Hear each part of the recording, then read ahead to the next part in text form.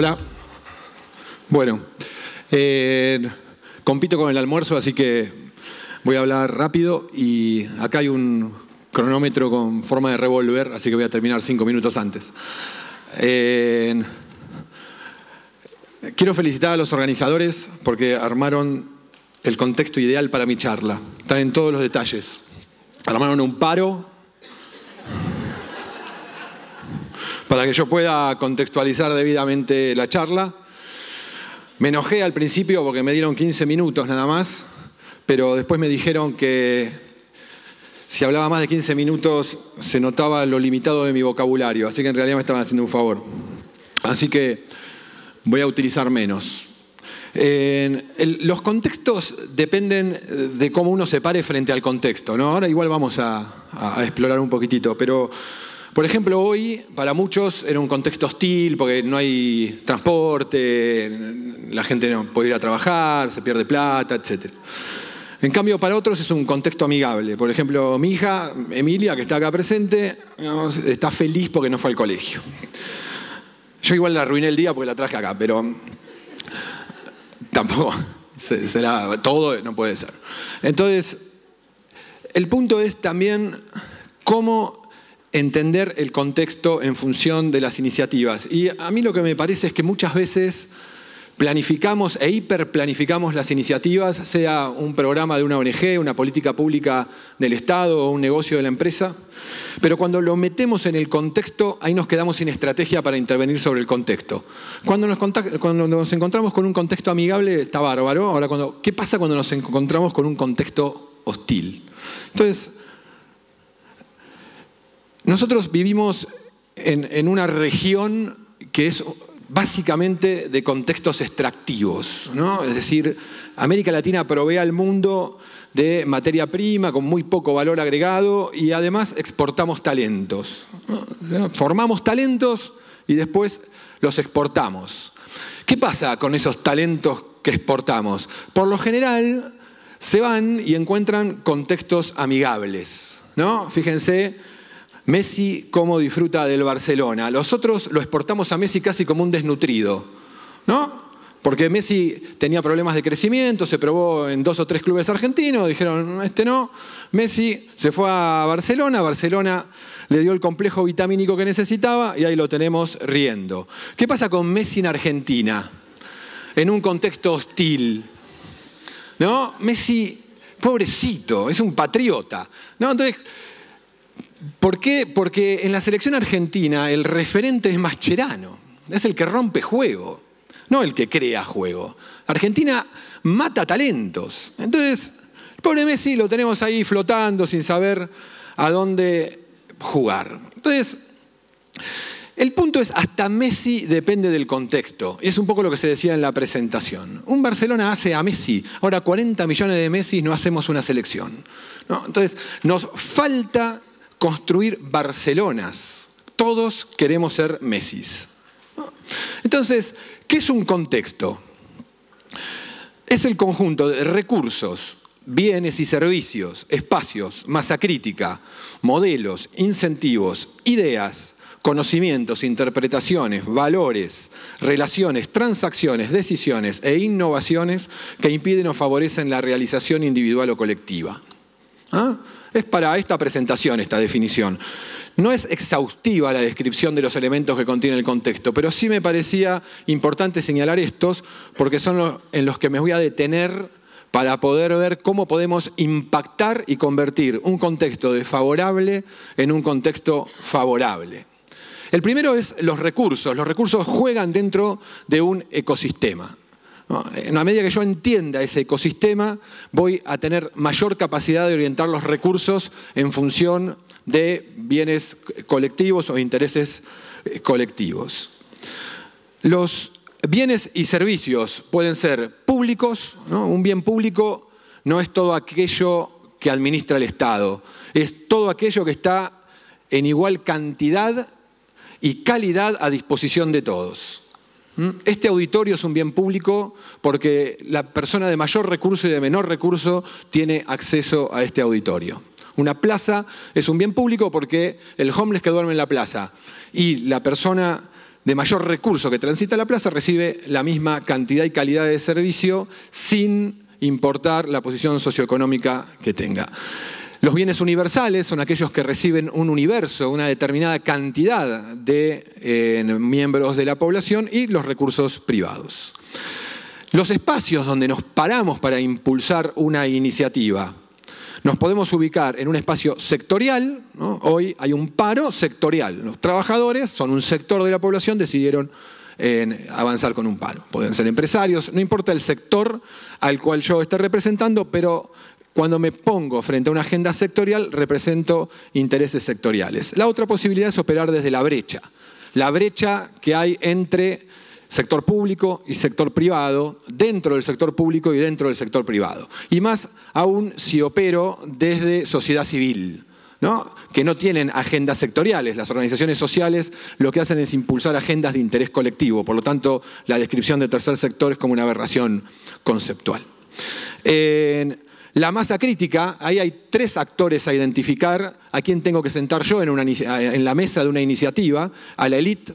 Élite acá es aquel actor que impacta de manera determinante en la iniciativa a la cual yo estoy impulsando. No tiene nada que ver con cuánta plata tiene en la cuenta corriente o cuántos apellidos en el documento. El actor emergente es aquel que juega el partido, pero todavía no define las reglas de juego y las quiere definir, por lo tanto es el que genera movilidad.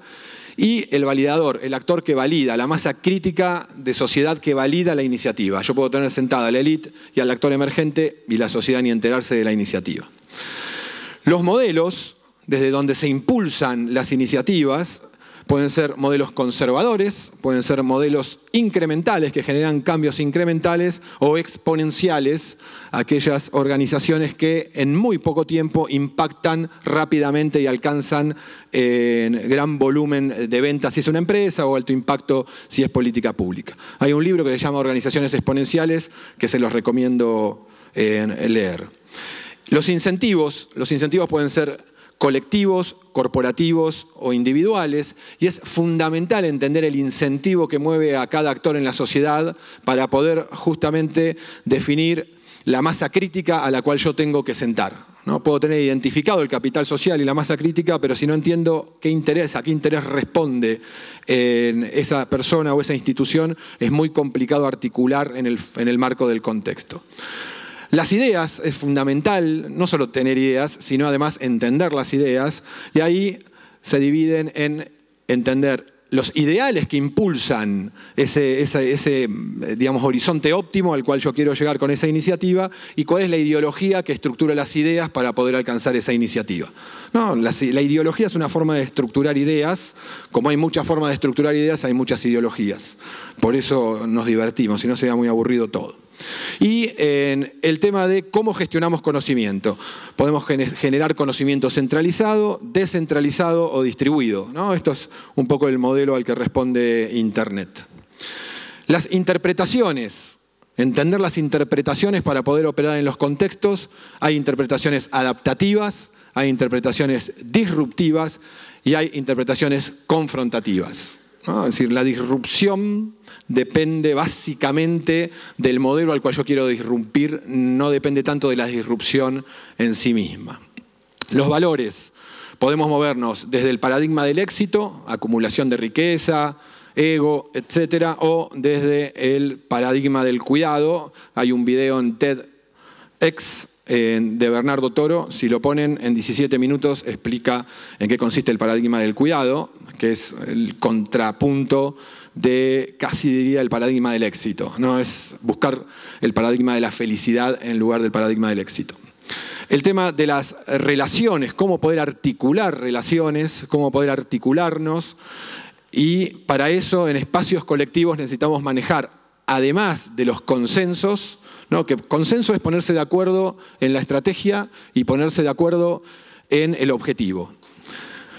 Pero ¿qué pasa cuando hay divergencia? La divergencia tiene que salir del espacio colectivo y tratarse afuera del espacio colectivo, y claramente no va a volver como consenso, pero sí puede volver o como síntesis de contradicciones. ¿Qué son las síntesis de contradicciones? Es hasta dónde puedo llegar junto al otro. Más allá, cada uno sigue su camino, pero hay un punto en donde podemos transitar juntos.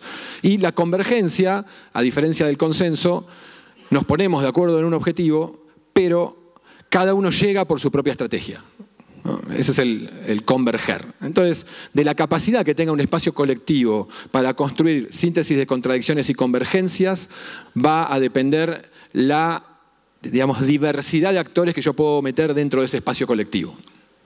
Transacciones, pasar de las lógicas ganar-perder a la lógica ganar-ganar. Las decisiones que tomamos pueden ser inclusivas o pueden ser excluyentes.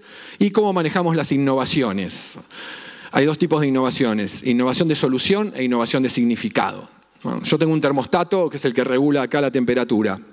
Yo puedo generar una innovación de solución, que es pasar de un termostato analógico a un termostato digital.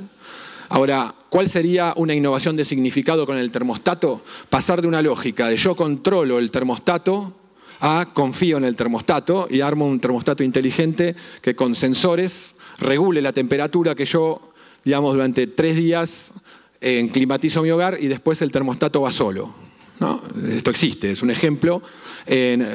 Ahí no cambiamos la tecnología, cambiamos el significado, ¿no? En vez pasamos de yo controlar a la tecnología, confío en la tecnología y la tecnología controla el clima. Les recomiendo el libro Innovaciones de Significado, editorial Temas. Ok. ¿A qué nos lleva un contexto hostil después de describir todos estos elementos? Un contexto hostil me obliga a invertir más dinero en esa iniciativa, tardo mucho más tiempo, desgasto el capital social, desgasto las personas, arriesgo reputación, los resultados no dependen de las variables que yo manejo y además tengo que desviar recursos a la contención de crisis o manejos de riesgos. Un contexto hostil perjudica cualquier tipo de iniciativa. ¿Cómo podemos pasar de un contexto hostil a amigable? Básicamente con 3 elementos o 3 acciones bien concretas. Diagnóstico, diagnosticar el contexto hostil para poder elaborar matrices que nos permitan definir caminos críticos e hipótesis de cambio y además entender que el diagnóstico es un insumo para después definir la estrategia. La estrategia tiene que ser co-construida entre los distintos actores involucrados en la iniciativa, tiene que ser articulada, articular los distintos actores y los distintos recursos y además generar impacto integral y además debe ser trazable, tiene que ser medible esa estrategia para profundizar lo que se hace bien, corregir lo que se hace mal. Y después la implementación, ¿no? Definir cuál es la masa crítica que hablábamos antes, la innovación con sentido que articula innovación social con innovación tecnológica e innovación en negocios y después entender que el contexto termina a la larga siendo también un insumo, un medio para generar el impacto adecuado en función de la iniciativa. ¿Qué no hacer y qué hacer para generar contextos amigables? Condicionar iniciativas, por lo general tratamos de seguir planificando la iniciativa, corrernos a la lógica de promover condiciones de contextos para que esa iniciativa fluya. Por lo general nos centramos en una oferta que nosotros creemos que es la adecuada, empezar a ponderar demanda, a ver qué está necesitando el contexto de esa iniciativa, operar sobre la coyuntura. Acá el foco claramente es innovar contextos, la coyuntura es un elemento del contexto. Por lo general queremos operar desde el poder real, todo poder real es limitado, todo lo que es limitado se mide, todo lo que se mide se neutraliza. Uno transforma la sociedad desde la construcción de poder difuso, que es la habilidad que yo tengo de manejar y orientar recursos de la sociedad que no son míos en función de un objetivo colectivo. Por lo tanto, como no son míos, no se pueden medir y no me pueden neutralizar. Por lo tanto, el impacto depende de la calidad y la cantidad de poder difuso que yo crea, que genere, y no del poder real que concentre. No ofrecer enlatados, ¿no? Ir a definir programas a medida, y más que vender soluciones, comprar conflictos. La transformación viene de la mano de asumir y entender los conflictos y las tensiones sociales. Y ya estoy en 1 minuto, así que esto lo voy a pasar rapidísimo. Eran 3 ejemplos de innovación de contexto, 2 a nivel del Estado municipal, uno que está transformando los contextos de institucionalidad en el municipio de San Luis, capital, y otro en Pergamino. Estamos cambiando la lógica de operar las políticas sociales y ahí hay un ejemplo también a nivel empresario, una desarrolladora urbana que está desarrollando en Tigre espacios recuperando el espacio público y incorporando o incluyendo a los sectores vulnerables que habitan en ese segmento de la localidad de Tigre. Por lo tanto, para cerrar dentro de los 15 minutos antes que se dispare el revólver, el Barcelona es a Messi lo que el arco a la pelota. Por lo tanto, cuando estamos operando en contextos hostiles, lo más probable es que nos metamos un gol en contra. Yo los invito a pensar un poco fuera de la caja y ver cómo podemos meter goles viendo, digamos, claramente dónde está el arco. En definitiva, cómo podemos irrumpir en el contexto. Muchas gracias.